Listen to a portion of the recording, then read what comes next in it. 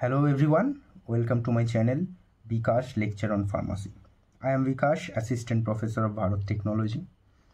Now I am going to start another section of chapter Pharmaceutical Calculation. And today I will discuss about proof spirit and isotonic solution calculation.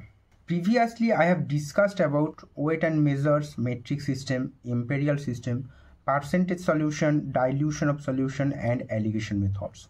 Those who missed that lecture, go and visit the first lecture of pharmaceutical calculation. I have included the link in the description. Okay, now I am going to start the next part of pharmaceutical calculation. Proof spirit. It is an old pharmacopoeial term. এটা ফার্মাকোপিয়াতে খুব use হয়, British pharmacopoeia as well as Indian pharmacopoeia.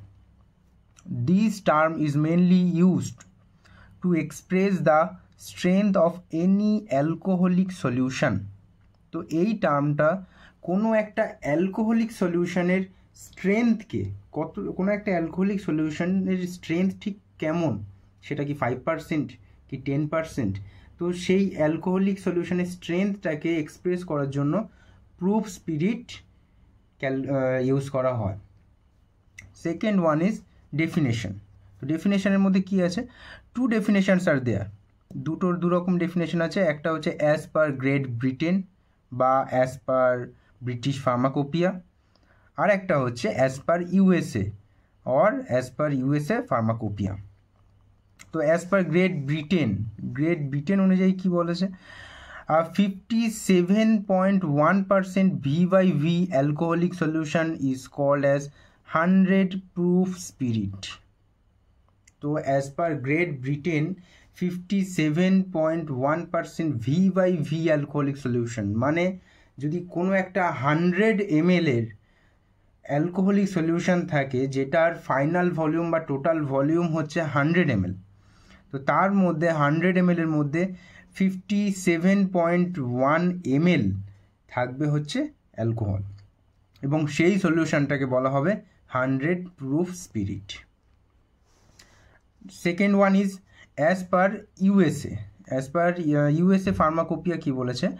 50% V/V alcoholic solution is called as 100 proof spirit. তো USA সেক্ষেত্রে কি বললো? 50% V/V solution, কোনো একটা 100 ml solution যেখানে 50 ml অ্যালকোহল আছে এবং বাকিটা ওয়াটার আছে, সেই সলিউশনটাকে বলা হবে 100 প্রুফ স্পিরিট। তারপরে আমি আসি দুটো টার্ম, একটা হচ্ছে over proof, another one is under proof. তো ওভার প্রুফ কি? ওভার প্রুফ হচ্ছে if an alcohol solution is stronger than the proof spirit is called as overproof. Proof spirit মানে আমাদের সবসময় মাথায় রাখতে হবে সেটা হবে 100 প্রুফ স্পিরিট। তো কি বলেছে? If an alcohol solution is stronger than proof spirit is called as overproof. Example দেখি তাহলে বুঝতে পারবো। 80% V/V alcoholic solution is stronger than 50% V/V alcoholic solution. তো আমরা এটা স্বভাবতই 80% V/V অ্যালকোহলিক সলিউশন অবশ্যই 50% V/V অ্যালকোহলিক সলিউশনের থেকে অনেক বেশি স্ট্রং হবে। তো কি বলেছে? অ্যাজ পার ইউএসএ, তো অ্যাজ পার ইউএসএ কি বলেছে? আমরা কি জানি? As per USA 50% V/V alcoholic solution হচ্ছে 100 প্রুফ স্পিরিট। তো as per USA 80% V/V solution will be called as over proof. তো 80% V/V সলিউশনটাকে অ্যাজ পার ইউএসএ ফার্মাকোপিয়া কি বলা হবে? ওভার প্রুফ, কারণ 50%-এর থেকে এটা অনেক বেশি স্ট্রং। তারপরে আমি আসি আন্ডার প্রুফে। আন্ডার প্রুফ কি বলেছে? If an alcohol solution is weaker then the proof spirit is called as under proof. যদি কোনো একটা অ্যালকোহল সলিউশন প্রুফ স্পিরিটের থেকে উইক হয় বা তার স্ট্রেংথ প্রুফ স্পিরিটের থেকে কম হয়, তাহলে সেই সলিউশনটাকে বলা হয় আন্ডার প্রুফ। যেমন কি 20% alcoholic solution is weaker than 50% alcoholic solution. তো 50% অ্যালকোহলিক সলিউশনের থেকে 20% অ্যালকোহলিক সলিউশন উইক অনেক, স্বভাবতই আমরা জানি সেটা। তো সেক্ষেত্রে অ্যাজ পার ইউএসএ ফার্মাকোপিয়াতে আমরা জানি 50% ভিভাইভি অ্যালকোহলিক সলিউশনটাকে বলা হয় 100 প্রুফ স্পিড। তো সেক্ষেত্রে as per USA pharmacopoeia 20% v by v solution will be under proof solution. তো সেকেন্ড আমরা আসি প্রুফ স্ট্রেংথ ক্যালকুলেশনে। এখানে কি বলেছে একটা কোশ্চেন পড়ি, convert 70% V/V alcohol in proof spirit and proof strength considering 57.1% V/V strength as 100 proof spirit। কি বলেছে 70% V/V অ্যালকোহল যেটা আছে সেইটাকে আমাদের প্রুফ স্পিরিটে কনভার্ট করতে হবে এবং আমাদেরকে যেটা ধরে 57.1% ভিভাইভি যে স্ট্রেংথ আছে সেটাকে স্ট্যান্ডার্ড হিসাবে ধরতে হবে, মানে অ্যাজ পার ব্রিটিশ ফার্মাকোপিয়া। তো সেখানে কি বলেছে দেখো, first answer 1 volume of 57.1% v by v alcohol is equals to 100/57.1। এটা খুব ইজি। 100 ml যদি আমরা ইউজ করি 57.1%, তাহলে 1 ভলিউমে কত হবে 100/57.1 is equals two 1.7513 proof spirit. এবার এইটাকে নাও 70% অফ অ্যালকোহল, 70% অ্যালকোহল মানে কি হবে, 70কে multiply with 1.7513, 70% alcohol is equals to 70 into 1.7513 is equal to 122.591 proof spirit। তো আমাদের কনভার্সন হয়ে গেল from percentage to proof spirit. এইবার আমাকে ক্যালকুলেশন করতে হবে প্রুফ স্ট্রেংথ, মানে এইটা কতটা পরিমাণে ওভার প্রুফ বা আন্ডার প্রুফ। যেহেতু আমরা কি জানি, আমরা জানি হচ্ছে 57.1% ভিভাইভি অ্যালকোহলিক সলিউশন হচ্ছে 100 proof spirit as per British pharmacopoeia. তো এটা 100-এর থেকে কতটা বেশি, এটা স্ট্রেংথ কতটা বেশি, আর এটা হলো ওভার প্রুফ, যেহেতু 57.1%-এর থেকে 70% অনেক বেশি, তো ওভার প্রুফ আমরা জানি। তো কতটা বেশি তার জন্য আমাকে ক্যালকুলেশন করতে হবে 122.591 থেকে minus 100 is equals two 22.591 which is over proof, 22.591 over proof হয়ে গেল স্ট্রেংথ। আর একটা সিমিলার আমি যদি কোশ্চেন দেখি, কি বলেছে, convert 10% V/V alcohol in proof spirit and proof strength considering 50% V/V strength as 100 proof spirit. তো এখানে কিন্তু যেটা আমরা স্ট্যান্ডার্ড হিসাবে ধরছি সেটা হচ্ছে 50% V/V বা অ্যাজ পার ইউএসএ ফার্মাকোপিয়া। তো সেক্ষেত্রে যদি আমি দেখি 1 volume of 50% v by v alcohol is equals to 100/50 is equal to 2 proof spirit. Now 10% of alcohol is equals to 10 into 2 is equals to 20 proof spirit. এবার আমরা জানি কি 10% ভিভাইভি অ্যালকোহল 50% ভিভাইভি অ্যালকোহলের থেকে অনেক বেশি উইক। তো তার জন্য এই 10% ভিভাইভি যে সলিউশনটা সেটা কি হবে, আন্ডার প্রুফ সলিউশন হবে। এবার কতটা আন্ডার প্রুফ সলিউশন হচ্ছে, তার জন্য আমাদের এটা স্ট্রেংথ, প্রুফ স্ট্রেংথ বার করতে গেলে কি করতে হবে, 100 থেকে, যেহেতু 50% ভিভাইভি যে স্ট্রেংথটা সেটা হচ্ছে 100 প্রুফ স্পিরিট, তো 100 থেকে মাইনাস করতে হবে 20। যখন মাইনাস করলাম তাহলে এটা কতটা পরিমাণে আন্ডার প্রুফ সেটা বোঝা যাচ্ছে, this is 80 under proof or UP.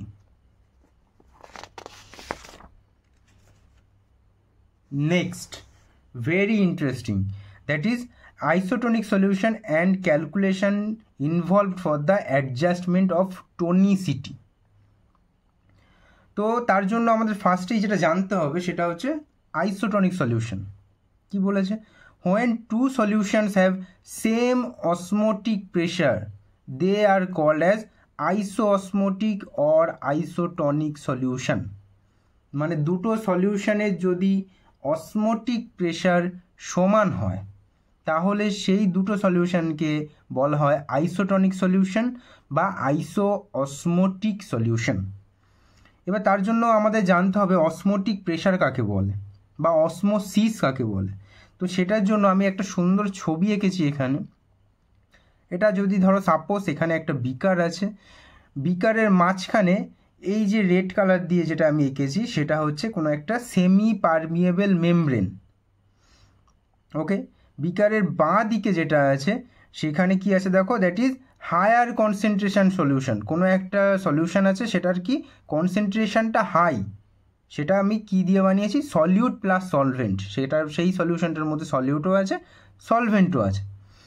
ডান দিকে যেটা আছে সেমি পারমিয়েবল মেমব্রেনের, সেখানে কি আছে, লোয়ার কনসেন্ট্রেশন সলিউশন। সেখানকার যে কনসেন্ট্রেশনটা সেটা অনেক কম, সেখানে আমি কি ইউজ করেছি, শুধুমাত্র সলভেন্ট ইউজ করেছি।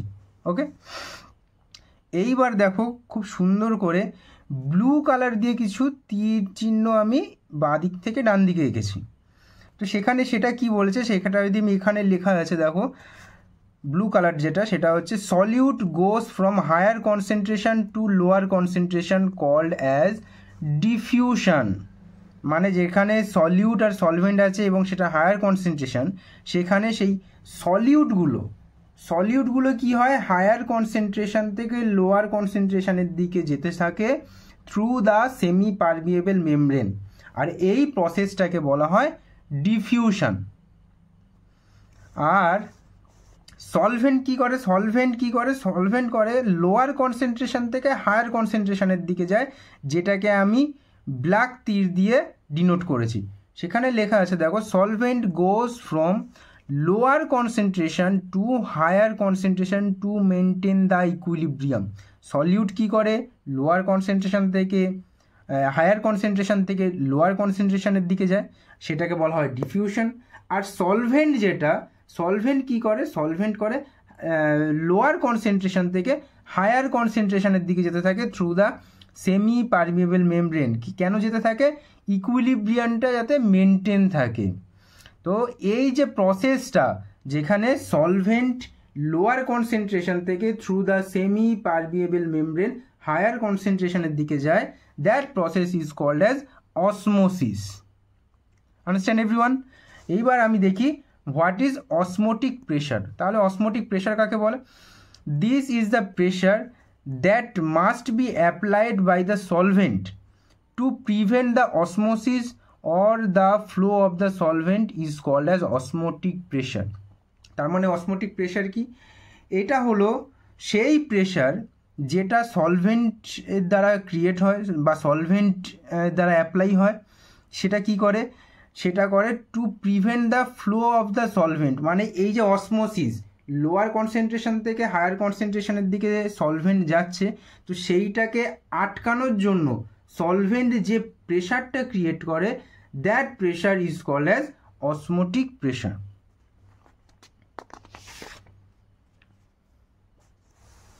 তারপরে আমি আসি calculation involved for adjustment of isotonicity. Isotonicity অ্যাডজাস্টমেন্টের জন্য কী কী ক্যালকুলেশন আছে, তো তার আগে আমাদের কয়েকটা জিনিস একটু জেনে নিতে হয়। সেখানে হচ্ছে কি লেখা আছে দেখো, the solution to B injected into the body should have same osmotic pressure equal to the body fluid, that is blood or plasma. মানে কোনো একটা সলিউশন, সাপোজ কোনো ইনজেকশন বা কোনো পেরেন্টেরাল প্রোডাক্ট, যেগুলো তুমি ডাইরেক্ট তোমার সিস্টেমিক সার্কুলেশনে অ্যাডমিনিস্টার করো, তো সেই সমস্ত প্রোডাক্টগুলোর কি হতে হবে, আমাদের বডি ফ্লুইডের যা অসমোটিক প্রেশার, যেমন ব্লাড বা প্লাজমার যে অসমোটিক প্রেশার, এবং সেই সমস্ত ফ্লুইডের অসমোটিক প্রেশার কিন্তু সমান হতে হবে, বা দুটো সলিউশনকে আইসোটনিক হতে হবে। তো তারপরে কি বলেছে দেখো, solution having higher concentration then the body fluid is called as hypertonic solution against the body fluid. তো যে সমস্ত সলিউশন আমাদের বডি ফ্লুইডের থেকে অনেক বেশি হাই কনসেন্ট্রেটেড বা তার কনসেন্ট্রেশন অনেক হাই, তো আমাদের বডি ফ্লুইডের রেসপেক্টে কিন্তু সেই সমস্ত সলিউশনকে কি বলা হয়, hypertonic solution. Next one is and the lower concentration solution is called as hypotonic solution against the body fluid. এবং যে সমস্ত সলিউশনের কনসেন্ট্রেশন আমাদের বডি ফ্লুইডের কনসেন্ট্রেশনের থেকে কম, আমাদের বডি ফ্লুইডের কনসেন্ট্রেশনের রেসপেক্টে সেই সমস্ত সলিউশনকে কিন্তু বলা হয় হাইপোটনিক সলিউশন। এইবারে ক্যালকুলেশন মেথডের মধ্যে কি কি আছে? ফার্স্ট হচ্ছে দ্য ফ্রিজিং পয়েন্ট মেথড। প্রথম হচ্ছে ফ্রিজিং পয়েন্ট মেথড। এখানে কি বলেছে? This is the most common methods used in pharmacy to check and adjust the isotonicity of any solution. এটা হচ্ছে মোস্ট কমন মেথড এবং সবথেকে ইজি মেথড, যে মেথডের মাধ্যমে আমরা কি করতে পারি, কোনো একটা সলিউশনের আইসোটনিসিটি চেক করতে পারি এবং অ্যাডজাস্টও কিন্তু করতে পারি। নেক্সট পয়েন্ট কি বলেছে? Isotonicity is very very important for the preparation of parenteral product, ophthalmic product and nasal preparation. যে সমস্ত পেরেন্ট্রাল প্রোডাক্ট বা যে সমস্তগুলো ডাইরেক্ট আমি সিস্টেমিক সার্কুলেশনে অ্যাপ্লাই করি বা যেমন ইনজেকশন, এছাড়া অপথ্যালমিক প্রোডাক্ট বা আমাদের কোনো আই ড্রপ যেটা আমরা চোখে ইউজ করি, এবং ন্যাসাল প্রিপারেশন যেগুলো আমরা ন্যাসাল ক্যাভিটিতে ইউজ করি, তো সেই সমস্ত প্রোডাক্টকে কিন্তু অবশ্যই আইসোটনিক হতে হবে। তো এখানে মেন যেগুলো আছে সেটা কি বলেছে? Human plasma and tears have freezing point of about -0.52 degree centigrade. Freezing point মানে যে টেম্পারেচারে গিয়ে কোনো একটা সাবস্টেন্স ফ্রিজ হয়ে যায় বা কোনো একটা লিকুইড সাবস্টেন্স সেটা ফ্রিজ হয়ে যায় বা সলিড হয়ে যায়, that temperature is called as freezing point. তো আমাদের হিউম্যান প্লাজমা আর টিয়ার মানে চোখের জল, এই দুটোর ফ্রিজিং পয়েন্ট কিন্তু -0.52 ডিগ্রি সেন্টিগ্রেড। তারপরে কি বলেছে? So solution freezing point is equal two -0.52 degree centigrade. মানে কি, যে সমস্ত সলিউশনের ফ্রিজিং পয়েন্ট -0.52 ডিগ্রি সেন্টিগ্রেডের সাথে সমান হবে বা আমাদের এই হিউম্যান প্লাজমা বা টিয়ার্সের ফ্রিজিং পয়েন্টের সমান হবে, সেই সমস্ত সলিউশনকে তাহলে কি বলা হবে? Will be called as isotonic solution. এবার কি বলেছে? Solution freezing point less than -0.52 degree centigrade, মানে যে সমস্ত সলিউশনের ফ্রিজিং পয়েন্ট আমাদের এই হিউম্যান টিয়ার্সের ফ্রিজিং পয়েন্টের থেকে কম হবে বা -0.52 ডিগ্রি সেন্টিগ্রেডের থেকে কম টেম্পারেচারে ফ্রিজ করে যাবে, সেই সমস্ত সলিউশনগুলোকে কি বলা হবে তাহলে? They will be hypotonic solution. মানে তার কনসেন্ট্রেশন আমাদের হিউম্যান প্লাজমা বা টিয়ার্সের থেকে তার কনসেন্ট্রেশন কম।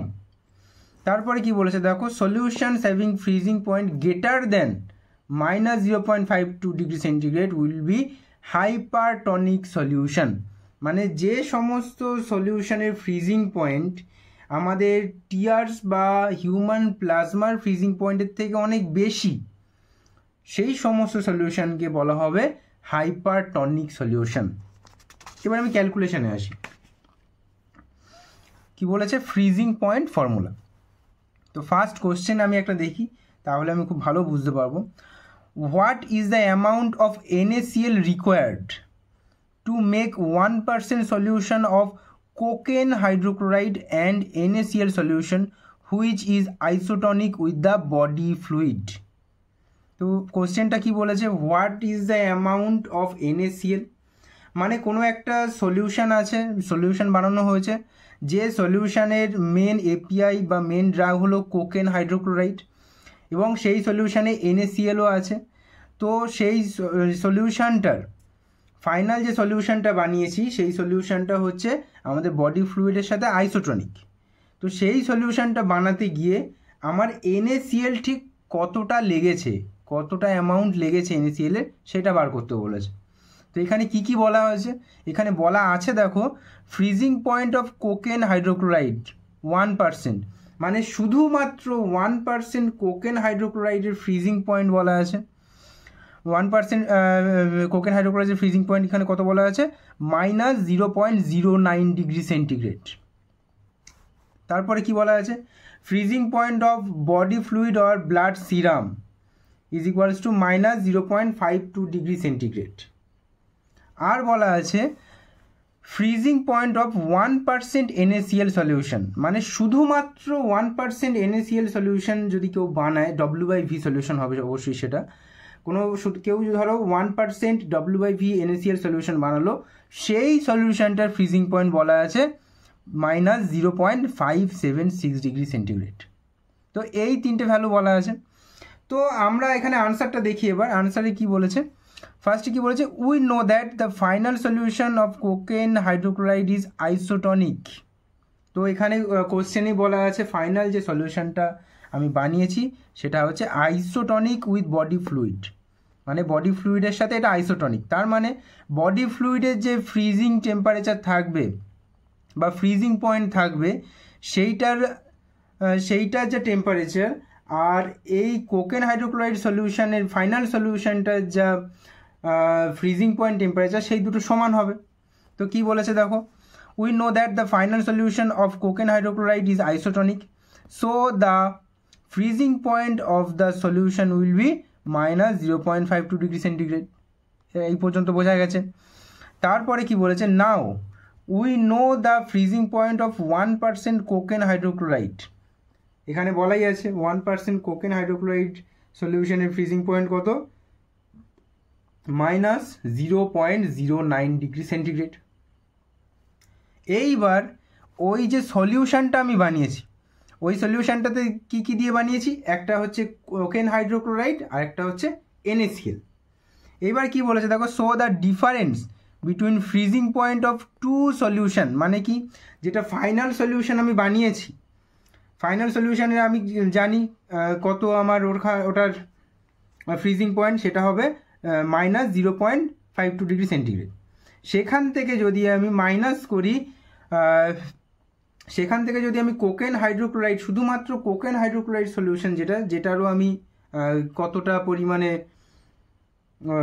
ফ্রিজিং পয়েন্ট সেটা জানি, সেটাকে যদি মাইনাস করি তাহলে কি পড়ে থাকবে, সেটা পড়ে থাকবে হচ্ছে freezing point of NaCl in that solution.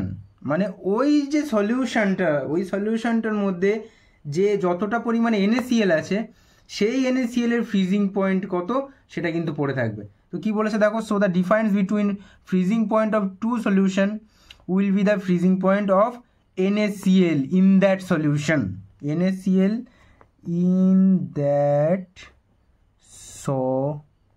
Solution. তো সেটা কি হবে, মাইনাসটা কমন নিয়ে নিয়েছি, 0.52 minus 0.09 is equals to 0.43 degree centigrade. এইবার আমাদের বলা আছে কি, ফ্রিজিং পয়েন্ট শুধুমাত্র 1% W/V NaCl সলিউশনের ফ্রিজিং পয়েন্ট কত, মাইনাস 0.576 ডিগ্রি সেন্টিগ্রেড।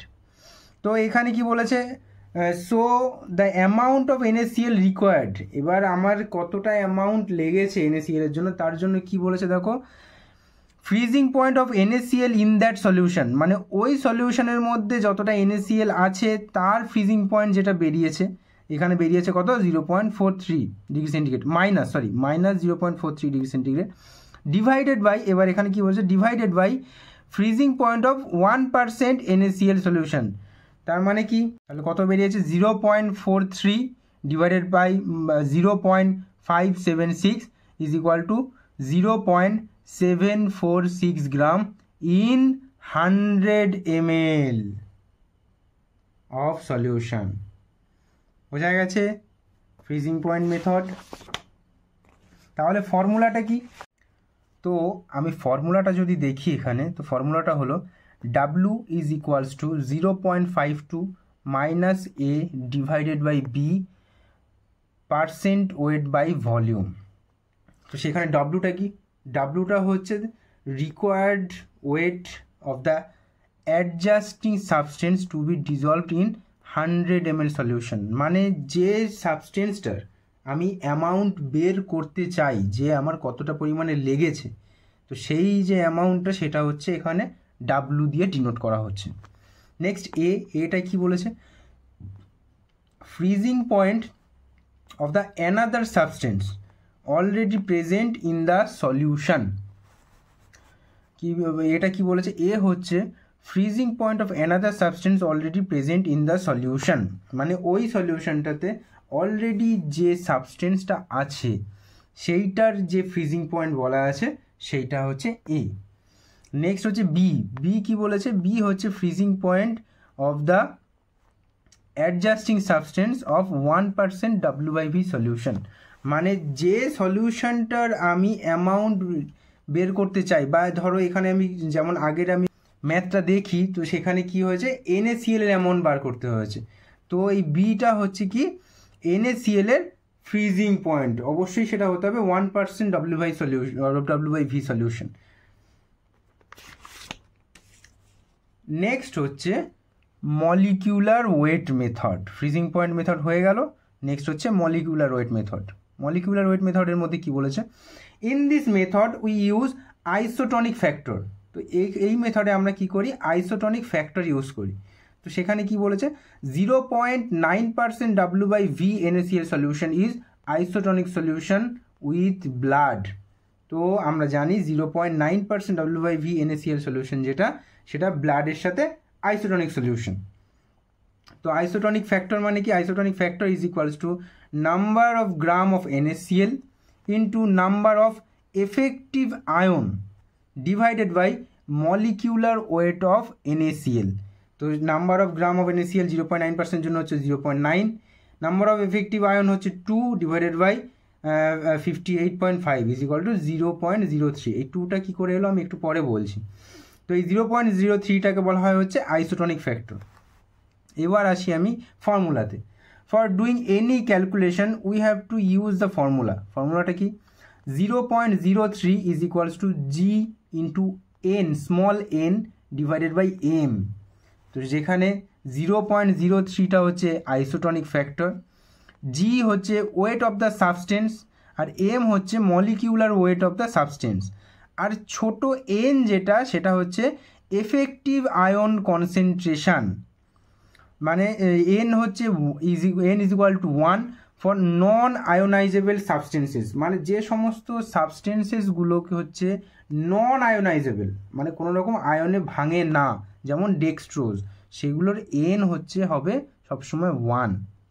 তারপরে নেক্সট কি বলেছে? N is equal to 1.5 for partially ionizable substances, মানে যে সমস্ত সাবস্টেন্সেসগুলো পার্শিয়ালি আয়োনাইজেবল বা অল্প পরিমাণে ভাঙে, যেমন AgNO3 বা সিলভার নাইট্রেট, সেইগুলোর এন সবসময় হবে হচ্ছে 1.5।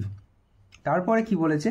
N is equals to 2 for highly আয়োনাইজেবল substances like NaCl, sodium chloride, যেগুলো খুব হাইলি আয়োনাইজেবল, অনেক তাড়াতাড়ি ভেঙে যায়, তো সেইগুলোর এন হবে সবসময় 2। নেক্সট এখানে একটা দেখো ইম্পর্টেন্ট দেওয়া আছে, for the solution with multiple সলিউটস formula. যে সমস্ত যে কোনো একটা সলিউশন যেখানে একসাথে অনেকগুলো সলিউট ইউজ করেছি, তো সেক্ষেত্রে কী হবে? 0.03 সেটা কি isotonic factor is equals to G into N by M plus G1 into N1 divided by M1 plus G2 into N2 divided by M2। যদি এখানে আমি 3টে সলিউট ইউজ করেই থাকি, তো 3টে সলিউটের ক্ষেত্রে এইরকম ফর্মুলা আমাকে ইউজ করতে হবে। তো একটা এক্সাম্পল আমি দেখে নিই। কি বলেছে? Calculate the boric acid required to make 1% W/V solution of cocaine hydrochloride isotonic with TR secretion. মানে কি?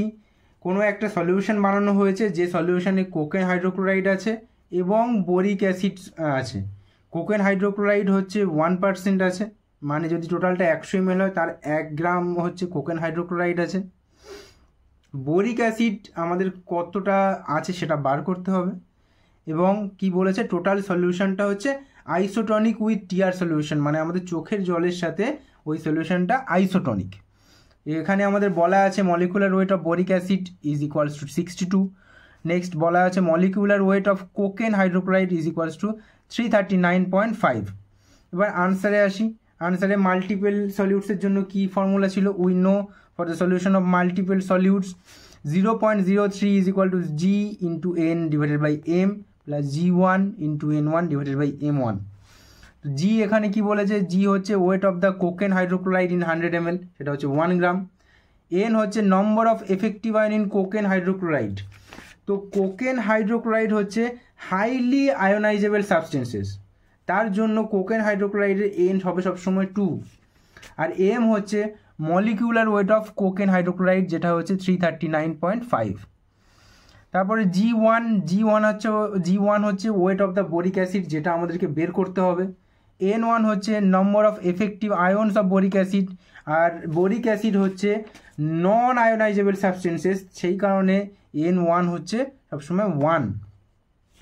তারপরে M1 যেটা, সেটা হচ্ছে molecular weight of boric acid.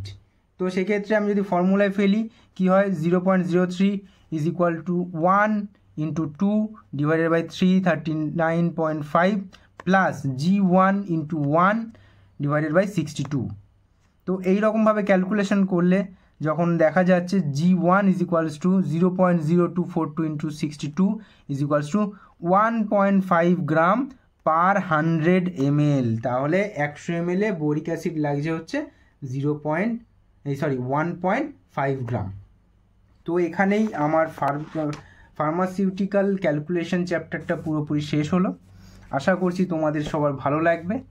Thank you so much.